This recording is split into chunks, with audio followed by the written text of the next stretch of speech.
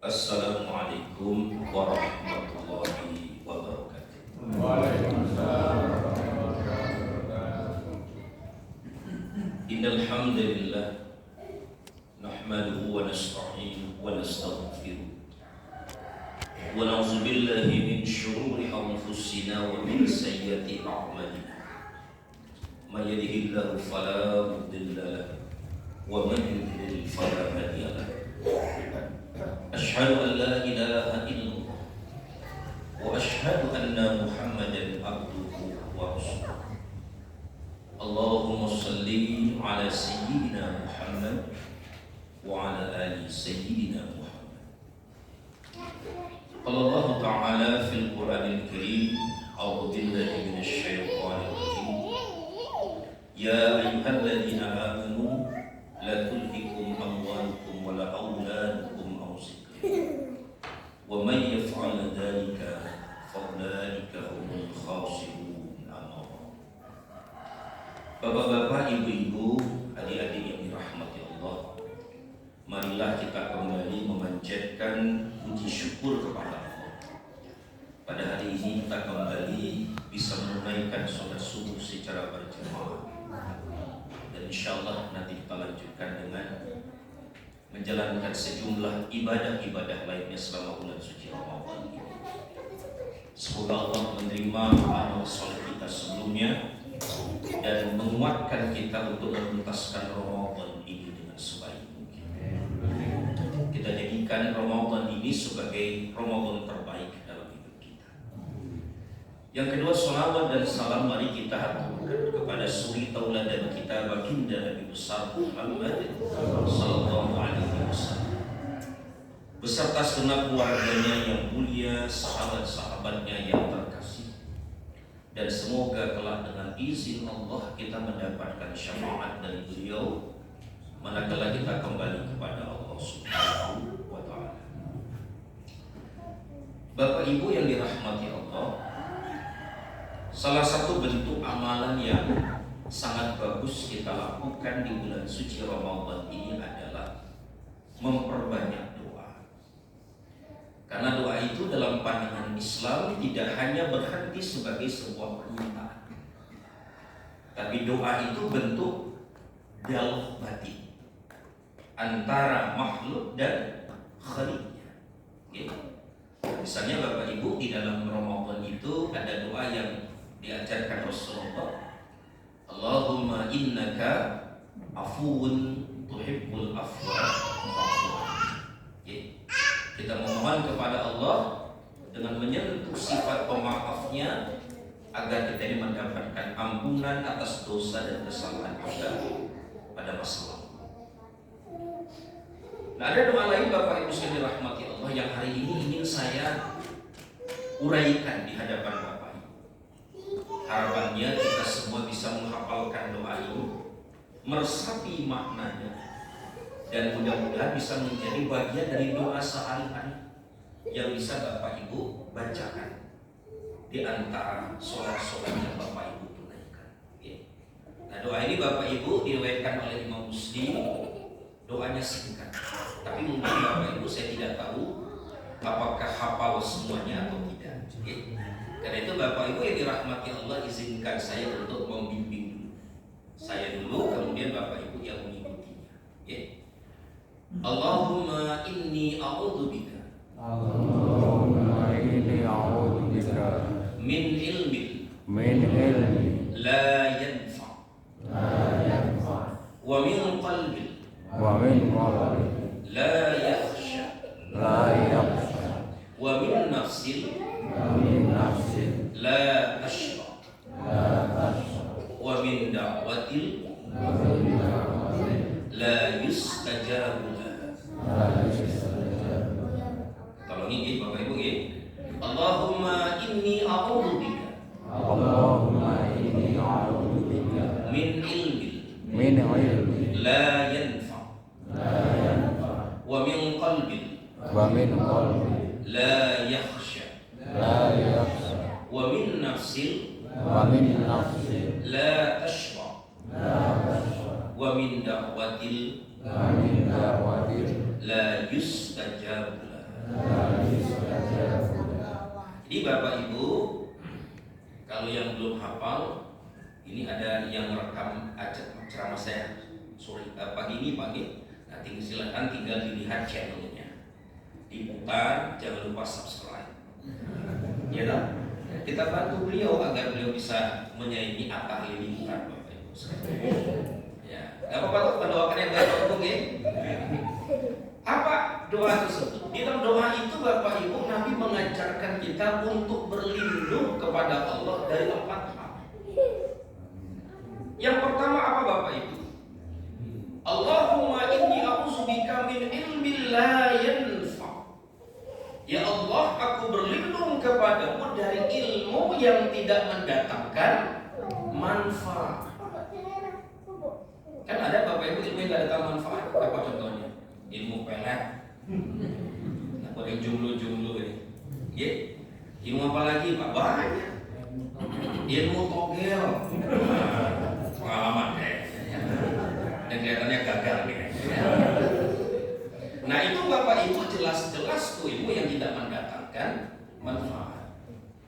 Tapi sebenarnya dalam khazanah Islam itu ada 2 ilmu. Ada ilmu yang disebut sebagai ilmu buatan, dan ada ilmu yang disebut sebagai ilmu hakiki. Ya, makanya nama saya Bapak Ibu Kiki. Kata bapak saja itu asal-muasalnya hakiki, hanya dipotong tinggal giginya Pak. Maksudnya biar saya itu, kata bapak saya, menyukai hal-hal yang substantif, yang mendasar, bukan senang yang ecek-ecek, yang recek-recek. Kata bapak saya begitu. Oh begitu ya Pak? Iya kata bapak saya. Nah sebagai itu Bapak Ibu saya bangga pakai nama Kiki Bapak Ibu saya. Okay. Tapi ada ilmu buatan. Ilmu buatan itu ilmu yang berhenti sekadar hafalan, sekadar mengisi gudang memori kita. Itu namanya ilmu buatan. Dan ilmu ini Bapak Ibu dirahmati Allah sudah kita peroleh semenjak kita masih belia. Semenjak Bapak Ibu TK sampai perguruan tinggi, sampai master, sampai doktor, sampai profesor Bapak Ibu, rasanya Bapak Ibu kita semua kan sudah kenyang, ya kan? Termasuk Bapak Ibu di Al-Qanaah ini karena sering banget pengajian, bayangan saya Bapak Ibu ini makomnya sudah bukan lagi S3, S4 Bapak Ibu sekalian. Ya, saking banyaknya yang dipelajari.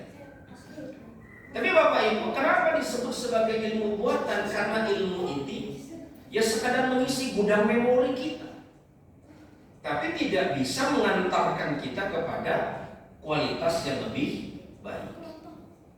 Bahkan Bapak Ibu, kalau kita terjebak pada ilmu buatan ini, kita sering menggunakan pendekatan shortcut, ya, untuk mendapatkan pengakuan-pengakuan akademik dengan menumpuk gelar-gelar di depan dan di belakang. Ya. Jadi kalau Bapak Ibu punya gelar seperti itu kan biasanya ada banyak keuntungan. Satu, secara personal gagah, ya kan Pak? Karena banyak gelar depan dan belakang. Yang kedua, ya, kalau mau nyalak, mentereng Pak. Ya. Tapi Bapak Ibu kalau ini terjadi, ya itu hanya menjadi semacam komoditas kepungahan intelektual kita, ya.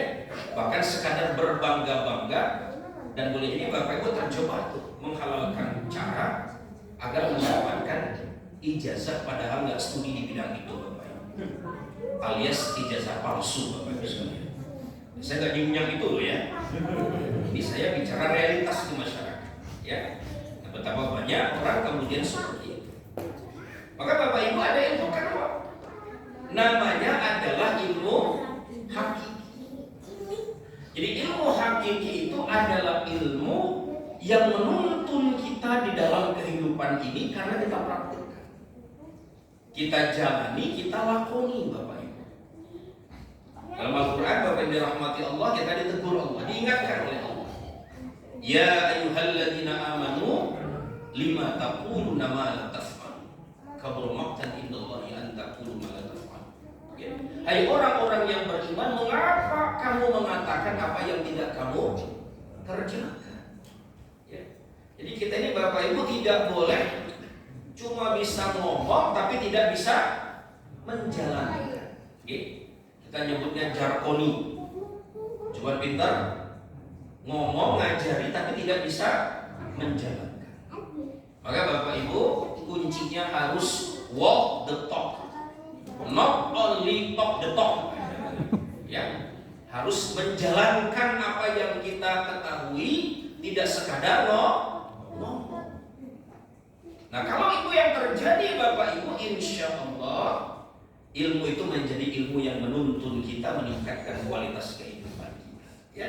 Nah, maka Bapak Ibu, kita berlindung kepada Allah yang pertama, jangan sampai kita ini hanya sekadar memiliki ilmu buatan, ilmu yang sekadar menumpuk di memori kita, tetapi tidak pernah meningkatkan kualitas kehidupan kita. Clear nih Bapak Ibu? Yang pertama itu.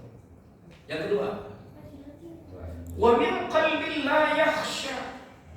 Kita berlindung kepada Allah dari hati yang tidak khusyuk.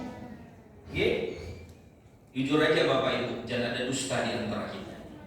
Seringkali kalau kita sholat itu lebih sering khusyuknya atau sering gak khusyuknya? Sering gak khusyuk. Betul Pak? Seringkali pikiran kita tuh nerawang ke sana kemari. Ya. Bahkan Bapak Ibu ada hal-hal yang lupa sebelum kita sholat, begitu sholat jadi ingat. Nah, pernah alami semua Bapak Ibu ya. Nah, kenapa itu terjadi? Karena kita tidak memperoleh kekhusyukan di dalam sholat kita. Padahal suasana yang ingin kita rasakan di dalam sholat itu adalah suasana khusyuk. Ya. Ada banyak cerita Bapak Ibu dirahmati Allah betapa para sahabat-sahabat itu, Imam Ali misalnya Bapak Ibu, suatu ketika beliau itu terkena panah di sebuah peperangan, untuk mencabutnya Bapak Ibu dicabut pada saat beliau lagi sholat, saking khusyuk. Ya. Nah, maka Bapak Ibu pertanyaan yang muncul, kenapa kita ini sering tidak khusyuk? Ya. Nah, maka Bapak Ibu jawabannya bisa bermacam-macam. Satu, barangkali karena terlalu banyak urusan-urusan yang kita pikirkan. Ya.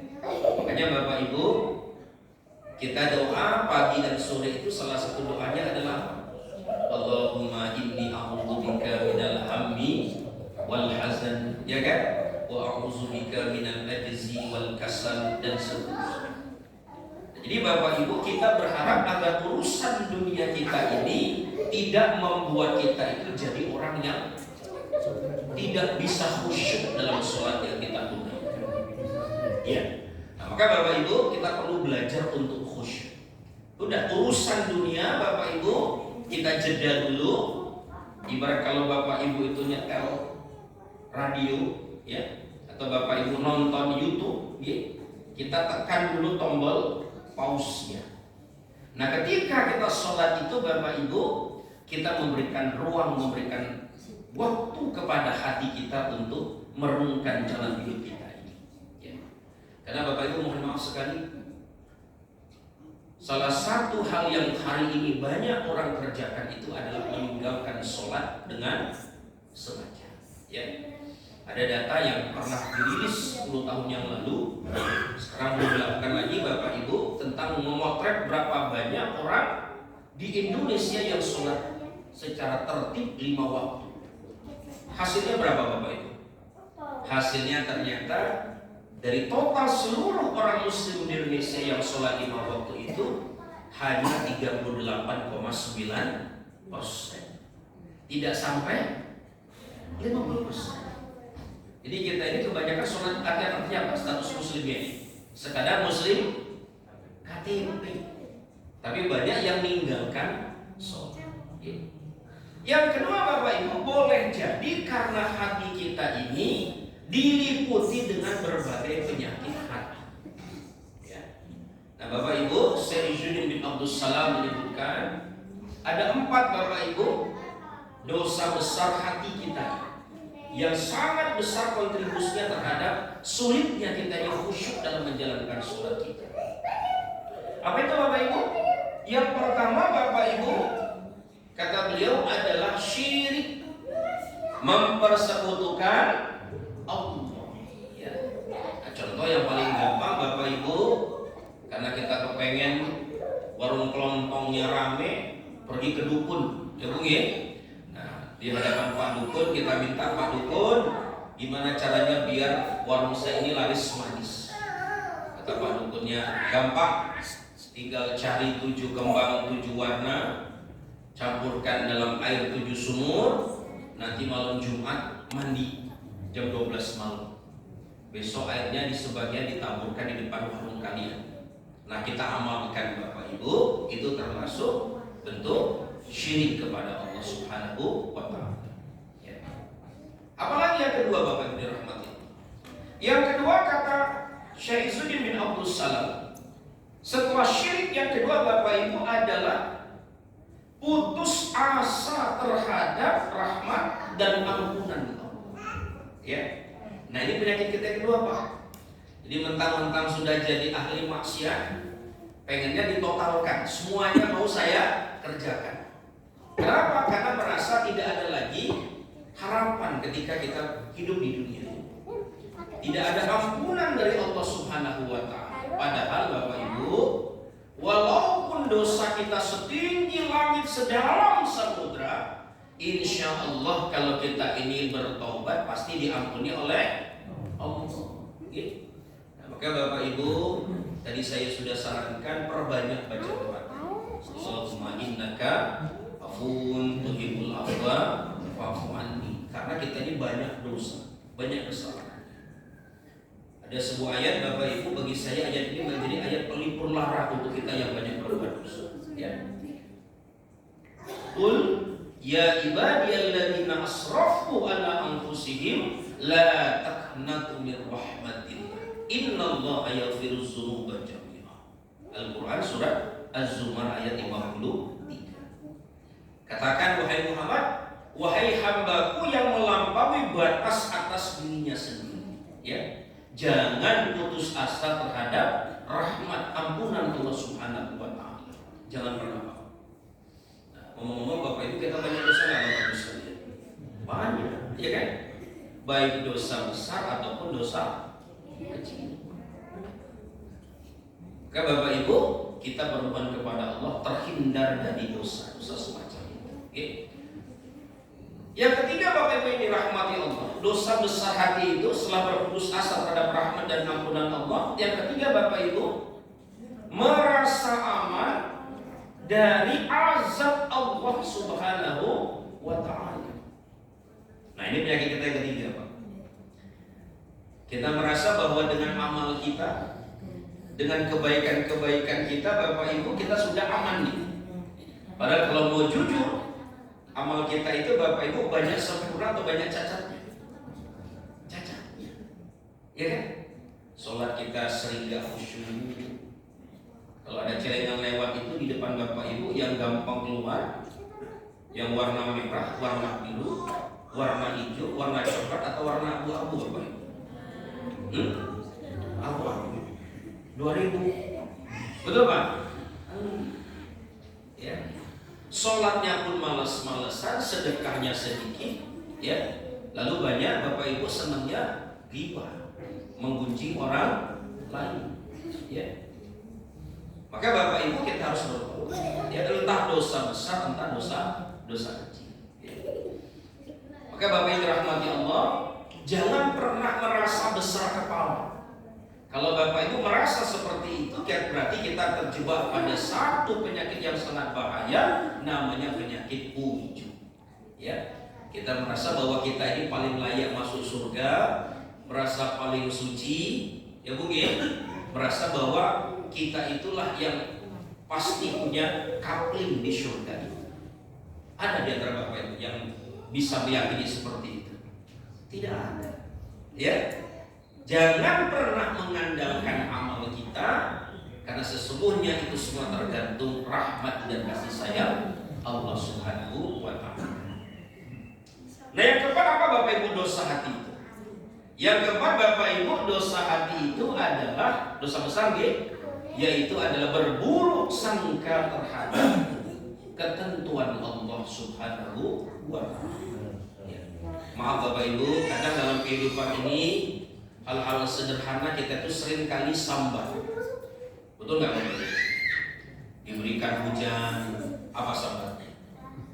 Walah, hujan terus, ya, jemuran tidak kering. Coba lihat hari ini, jam 2 ke atas sering hujan, betul Bu ya? Diberikan panas, Bapak Ibu, apa komentar kita? Ya Allah, kok sumutan nantoh? Ya. Padahal kalau semua gampang, tinggal masuk ke masjid Al-Qanaah adem Bapak Ibu. Tinggal hidupin AC-nya, ya kan? Pak Bu, bayangkan kalau semua realitas itu sesuai selera kita, repot Bapak Ibu. Betul nggak? Coba penjual es dawet Pak, doanya apa Bapak Ibu? Ya Allah, semoga hari ini panas, ya, biar dawet saya laris. Penjual bakso apa doanya Pak Bu? Ya Allah, hujan biar suasananya adem, banyak yang beli bakso. Ya, yang paling repot doanya tambal ban Pak. Apa doanya Pak? Ya Allah, semoga hari ini banyak yang bocor, ya, banyak yang nambel sama saya. Nah Pak Bu, kalau mengikuti selera kita repot Bapak Ibu, ya. Diaturlah oleh Allah sedemikian rupa itu, dipergantikan sedemikian rupa agar semua mendapatkan jatahnya masing-masing. Nah maka Bapak Ibu, belajarlah kita ini untuk menjaga lisan, jangan mudah sambat, selalu mengucapkan alhamdulillah. Ini ngomongnya gampang loh Pak ya, ngelakoninya angel Pak. Betul Bapak Ibu ya? Loh saya aja sama aja Pak, kadang-kadang sudah paham ilmunya masih suka sambat juga Bapak Ibu sekalian. Yang ketiga Bapak Ibu rahmati Allah, wa min nafsin la tashba', dari nafsu yang tidak pernah puas, tidak pernah kenyang. Makanya nama masjid kita namanya apa Pak Bu? Namanya Masjid Al-Qanaah, biar Bapak Ibu itu orang-orang yang nerima, betul nggak? Jadi orang-orang yang puas dengan apa yang Allah berikan pada Bapak Ibu yang dirahmati Allah. Kan begitu, ya. Nah, Pak, lawannya qanaah tadi itu tidak merasa puas. Alhasil Bapak Ibu, hari ini kita lihat apa yang terjadi. Indeks korupsi kita makin turun, Pak. Ya, makin banyak terjadi korupsi mulai tingkat atas sampai tingkat bawah. Sogok menyogok makin banyak terjadi. Bahkan kata Ustadz Das'ad Latif itu, orang Indonesia itu Bapak Ibu, malaikat saja mau disogok Bapak Ibu. Luar biasa Pak ya, malaikat aja disogok Pak. Nah ini cerita ya Pak Bugi, tentu ini cuma karangan beliau. Jadi suatu hari Bapak Ibu ada sekelompok orang masuk surga. Sampai depan pintu surga kuncinya rusak Bapak Ibu. Ya namanya cerita ya Pak ya. Jadi kuncinya rusak. Karena rusak, malaikat nanya, ayo siapa nih yang bisa bantu saya bukain pintu surga ini? Nah Bapak Ibu, majulah tuh orang Jepang, namanya Ajinomoto Bapak Ibu. Nah kata Ajinomoto ini, Bapak Ibu, malaikat, saya bisa tuh memperbaiki kunci surga itu. Biayanya 3 juta, 2 juta untuk reparasi, yang 1 juta untuk jasa saya.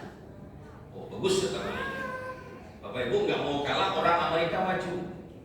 Malaikat, saya lebih cepat dari orang Jepang itu, cuma lebih mahal, 5 juta. 2 juta observasi, 2 juta perbaikan, 1 juta jasa saya. Bapak Ibu, orang Indonesia nggak mau kalah, maju Pak. Malaikat, saya lebih cepat dari 2 orang, cuma saya lebih mahal, 15 juta. Malaikat, lu kok lebih mahal kata malaikat? Bapak Ibu, dia maju, dia bisiki itu malaikat, yang 5 juta untuk kamu, 5 juta untuk saya, 3 juta kita kasihkan Ajinomoto tadi, yang 2 juta kita jalan-jalan. Nah, ya Pak ya. Jadi malaikat saja mau disogok Bapak Ibu sekalian ya. Parahnya luar biasa ya. Makanya Bapak Ibu, Gus Dur tuh pernah nyinggung kita orang Indonesia ini, ya. Kata Gus Dur, di Indonesia ini Di dunia ini kata dia ada beberapa jenis orang. Ya, satu, ada orang yang ngomongnya dikit, kerjanya dikit. Ngomong dikit, kerja dikit. Siapa Gus? Kata Gus Dur, orang Afrika katanya. Yang kedua kata dia, ada orang yang ngomongnya banyak, kerjanya banyak. Siapa Pak? Orang Amerika Bu. Ngomongnya banyak, kerjanya banyak. Ada lagi orang yang kerjanya banyak, ngomongnya sedikit. Orang mana Pak? Orang Jepang, orang Korea. Pak Bu ya? Nah yang keempat Bapak Ibu, ada orang yang ngomongnya banyak, kerjanya sedikit. Orang mana Bapak Ibu? Salah. Kata Gus Dur orang Arab itu. Ngomongnya banyak, kerjanya sedikit. Loh Gus, orang Indonesia masuk yang mana? Enggak masuk empat-empatnya katanya. Karena orang Indonesia itu beda antara yang dikerjakan dengan yang dikatakan katanya. Nah, jadi beda jauh Pak, ngomongnya apa, kerjanya. Itu cara Gus Dur lelucon dalam bahasa yang satiri kepada kita untuk jadi nasihat buat kita semua. Ya. Nah, maka Bapak Ibu, itu tadi ya, nafsu itu jangan diikuti. Ya, seperti nama masjid kita ini punya angka juga. Maaf ya Bapak Ibu, kalau Bapak Ibu punya usaha tinjau dulu. Ada kan sekarang ini bisnis itu yang dibuka 24 jam, betul nggak Pak? Pertanyaannya visi kita ini Pak, bisa nggak dipaksakan Bapak? Tidak. Ya, kalau sudah malam itu ya jatahnya untuk istirahat. Kalau kita sudah 24 jam Bapak Ibu pasti minta tubuh kita ini Pak. Kalau sudah lelah, kalau sudah capek pasti kita ninggalkan sholat. Ya Pak Bu ya? Karena itu Bapak Ibu, walaupun sedikit, yang penting kita syukuri. Betul Bapak Ibu? Syukur-syukur Bapak Ibu yang ada di sini, saya doakan rezekinya berlimpah dan halal. Betul Bu? Pilih mana coba? Jadi orang miskin yang sabar atau orang kaya yang dermawan Bapak Ibu? Kaya dermawan. Kalau miskin sabar sudah pada tempatnya Bapak Ibu sekalian. Ya. Jadi mudah-mudahan habis ini semua yang ada di sini dompetnya tebal-tebal. Ya. Perkara isinya kertas sama kartu yang penting tebal. Ya. Nah yang terakhir Bapak Ibu, yang keempat apa? Yang keempat, wa min da'watil la yustajabu. Ya Allah, aku berlindung kepadamu dari doa yang tidak Allah kabulkan. Ya. Jadi Bapak Ibu, kita berdoa ini kan harapannya Allah kabulkan, betul nggak Pak? Maka dalam hadis kursi disebutkan Allah malu ketika seorang hamba Allah berdoa mengatakan menadahkan tangannya, Allah tidak kabulkan sebelum dia mengusapkan kedua tangannya ke wajahnya. Bapak dirahmati Allah. Ya Allah malu. Cuma nih Pak Bu, realisasi doa itu kan macam-macam bentuknya. Oke, satu, diwujudkan sebagaimana yang kita inginkan. Betul nggak? Yang kedua, diwujudkan Allah dalam bentuk yang lebih baik. Dulu saya berdoa pengen dapat istri orang Jogja darah biru Bapak Ibu sekalian. Nah, saya merasa darah saya ini darah kotor Bapak Ibu. Ya, nyatanya nggak dapat.